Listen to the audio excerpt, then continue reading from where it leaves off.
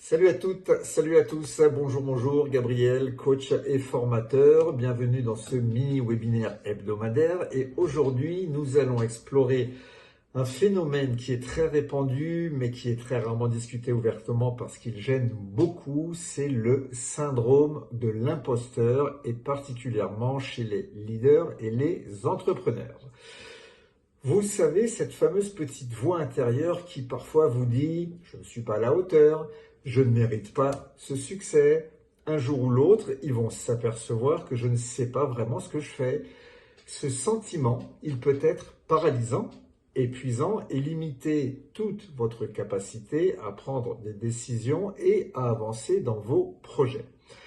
Commençons par comprendre ce qu'est réellement le syndrome de l'imposteur. Alors, il ne s'agit pas de manquer de compétences, pas du tout. Et bien souvent, ceux qui en souffrent sont des personnes qui sont performantes, qui sont ambitieuses et qui sont compétentes. Le syndrome de l'imposteur va se manifester par le doute constant de soi, le fameux auto-sabotage, et aussi par la difficulté à reconnaître ses réussites. Les leaders et entrepreneurs, malheureusement, sont particulièrement exposés car ils sont constamment évalués, jugés, confrontés à des défis nouveaux. Premier levier pour gérer ce syndrome, c'est la prise de conscience. Identifier les moments où cette voix intérieure se manifeste va être crucial. Par exemple, avant une réunion importante, avant un lancement ou une présentation ou un nouveau projet, notez les pensées qui surgissent. Par exemple, je ne suis pas prêt, je ne suis pas légitime, ils vont voir que je ne sais pas. Reconnaître ces pensées sans jugement va être la première étape pour les gérer. Ensuite, il est important de différencier les faits de vos interprétations. Le syndrome de l'imposteur repose souvent sur des croyances qui sont complètement irrationnelles. Vous pouvez également vous rappeler des faits concrets, vos réussites, vos compétences, les feedbacks positifs que vous avez déjà reçus. Toutes ces preuves tangibles vont permettre de contrebalancer les doutes et de réduire leur intensité. Un autre outil qui peut vous aider, c'est le partage et le dialogue. Parler de vos ressentis avec des pairs, avec des collègues de confiance va permettre de constater en fait que vous n'êtes pas le seul. La plupart des leaders ont, à un moment ou à un autre, ressenti ce fameux doute. Donc, mettre des mots dessus et les confronter à la réalité est un moyen efficace de désamorcer ce fameux syndrome de l'imposteur.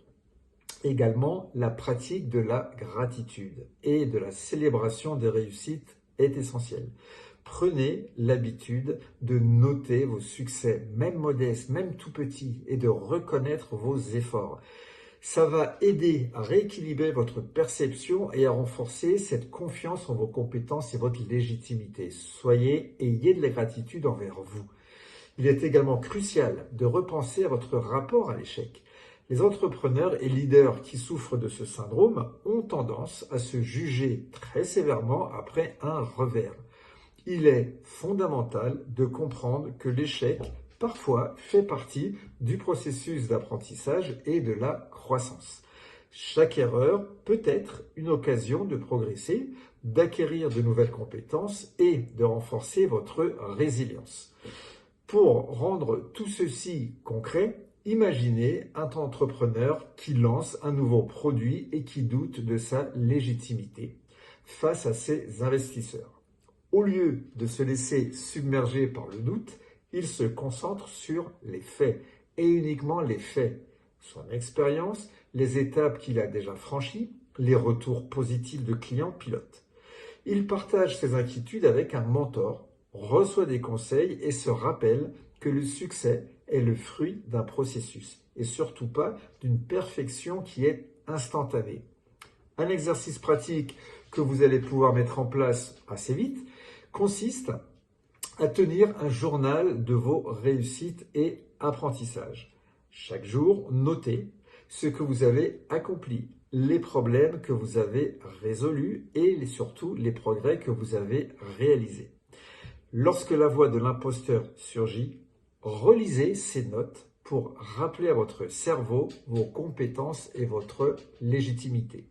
Enfin, rappelez-vous que le syndrome de l'imposteur, ce fameux syndrome, n'est pas et n'est surtout pas un handicap, mais plutôt un indicateur que vous êtes en train de sortir de votre zone de confort et de viser plus haut. Il est souvent le signe que vous vous engagez dans des défis ambitieux, ce qui est précisément et ce qui fait progresser les leaders et entrepreneurs. La caméra vient de vibrer car mon chat vient de passer derrière. Donc, pour conclure cette vidéo, cette semaine, observez vos pensées liées à la légitimité et au doute. Confrontez-les aux faits, partagez vos ressentis et notez vos réussites. Transformez cette énergie de doute en moteur de vigilance et surtout d'amélioration. Plutôt qu'en frein, ce n'est pas un frein et ça ne doit pas le devenir. Comprendre et gérer ce syndrome de l'imposteur vous permet de prendre vos décisions avec plus de confiance et également d'avancer plus sereinement et de développer votre leadership authentique. D'accord? Donc, tout à l'heure, nous parlions de zone de confort. Sortez de cette zone de confort pour aller vers la zone de peur, puis d'apprentissage, puis la zone de croissance qui deviendra à son tour votre nouvelle zone de confort. J'ai eu peur que mon chat passe devant la caméra ou la fasse tomber. Il a été sport, il ne l'a pas fait. Il est bien, je le garde. Merci pour votre attention. On se revoit très bientôt pour une prochaine vidéo que vous m'aurez demandé au travers de mon mail qui est contact@grmcoaching.fr. Prenez soin de vous. Je vous dis donc à la semaine prochaine pour un prochain thème abordé. En attendant, prenez soin de vous. Passez une excellente semaine et puis soyez heureux. Pourquoi? Parce que le meilleur reste à venir. Là, il a faim. T'as faim? Tu veux tes croquettes? Ouais? Tu veux dire à moi la caméra? Tu veux dire bonjour? Non, il veut pas. Bon, en tout cas, à très bientôt les amis. Ciao, bye bye.